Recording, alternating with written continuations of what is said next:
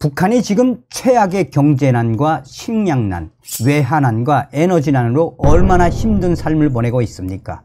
김정은이가 집권한 이후에 병진 노선을 발표하면서 다시는 고난의 행군처럼 배 굽는 시대, 이 굶주리는 시대를 만들어 놓지 않겠다라고 호언장담을 했지만 지금 현재 북한은 고난의 행군보다 더 어려운 삶을 살고 있죠. 자, 다급한 김정은이가 개성공단의 도둑질이 터졌습니다. 개성공단 40여 공장에서 통근 버스까지 동원해서 대대적인 도둑질을 하고 있다라고 외신들이 강조하고 있습니다. 정성산 TV 좋아요, 구독, 알림은 큰 힘이 되겠습니다. 자, 북한 개성공단 40여 공장 부지에서 통근 버스가 포착됐습니다. 3개월 전보다 2배 늘어난 건데 북한의 무단 가동 정황이 더 뚜렷해지고 있습니다 라고 미국의 소리방송 VOA가 밝혔습니다. 북한 개성공단에서 또다시 활발한 움직임이 포착됐습니다.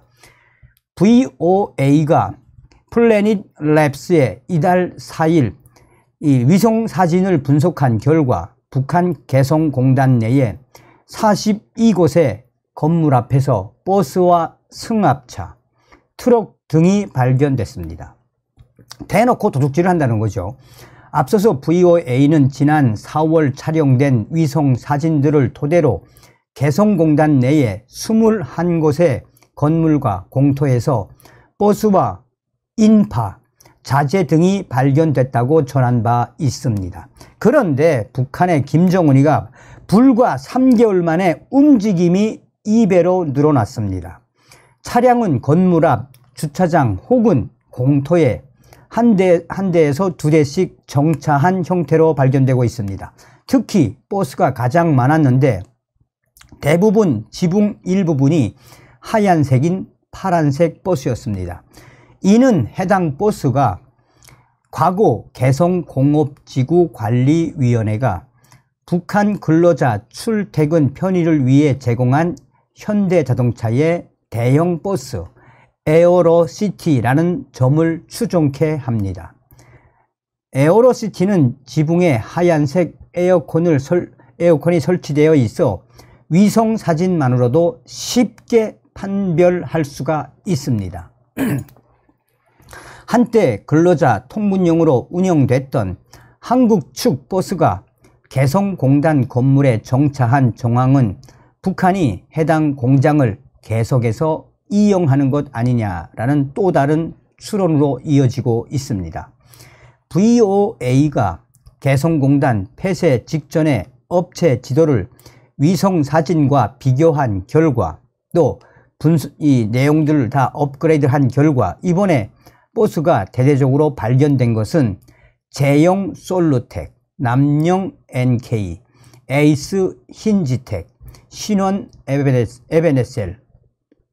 에베네셀 두 공장, 대일 유니트, 경동 흥업, 제일 상품, SK 어페럴 1공장, DMF, 만선, K2, 한수, 로만선, 용인전자, 부천공업, OON66.com, 범양, 풍양상사 등으로 나타났습니다.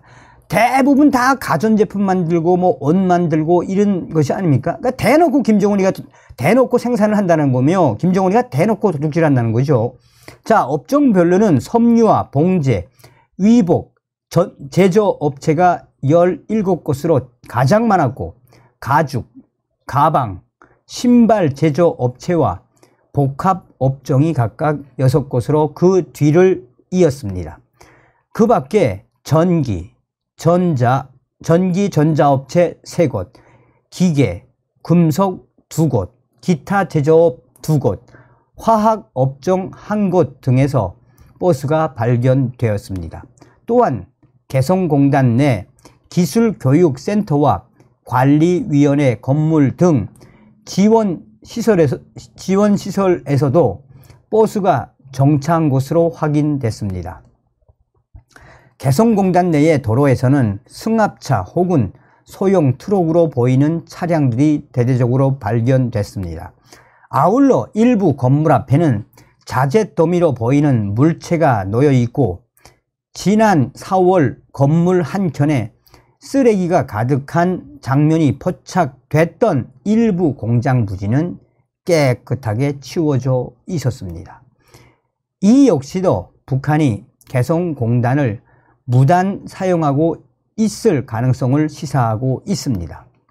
자, 개성공단은 남북 교류 활성화를 목적으로 지난 2005년 가동을 시작했으며 이후 120여 개 한국 기업체가 입주해 최대 5만 명에 이르는 북한 근로자를 고용해 운용돼 왔었습니다. 그러나 2016년 2월 한국 정부는 북한의 핵과 장거리 미사일 시험 등 그 이후로 개성공단 가동 중단을 결정합니다. 이후 북한은 한국 측 자산에 대한 전면 동결을 선언했으며 지난 2020년에는 한국 탈북민 단체의 대북 전단 살포를 문제 삼으며 개성공단 내에 남북 공동연락사무소를 폭파를 했었습니다. 한국 정부는 개성공단 내 공장 건물과 각종 장비와 설비는 모두 한국 측 자산으로 북한이 이를 이용하는 건 명백한 자산 침해다라는 입장문을 냈습니다.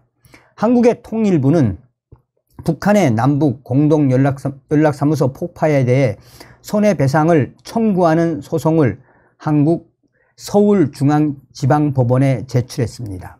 당시에 구병삼 대변인은 북한의 우리 정부 및 우리 국민들의 재산권 침해 행위에 대해서는 단호히 대처하고 원칙 있는 통일 대북 정책을 통해 상호 존중과 신뢰에 기반한 남북관계를 정립해 나갈 것이다 라고 말했습니다.